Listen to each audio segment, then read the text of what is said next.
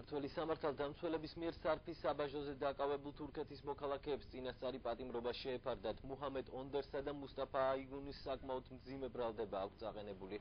მათ შეიარაღებული წინააღმდეგობის გაწევა და გამოსასყიდის მიღების მიზნით საქართველოს მოქალაქის ძევლად აყვანაში ადანაშაულებენ. ბრალის დამტკიცების შემთხვევაში თურქეთის მოქალაქეებს 20 წლამდე პატიმრობა ემუქრებათ. მუჰამედ ონდერი და მუსტაფა აიგუნი კონსტიტუციური უსაფრთხოების დეპარტამენტის თანამშრომლებმა ჩატარებული სპეცოპერაციის შედეგად გუშინ დააკავეს. გამოძიების ინფორმაციით მათ თურქეთის ქალაქ არდაშენში ცეცხლსასროლი იარაღების გამოყენებით და ძალადობის გზით ძევლად აიყვანეს საქართველოს მოქალაქე ემზარ ვაშაყმაძე და მის სიმამრს გოჩა წითელაძეს გამოსასყიდის სახით 30,000 ამერიკული დოლარი მოსთხოვეს. თანხის გადაუხდელობის შემთხვევაში კი ძევლის ლიკვიდაციით დაემუქრნენ.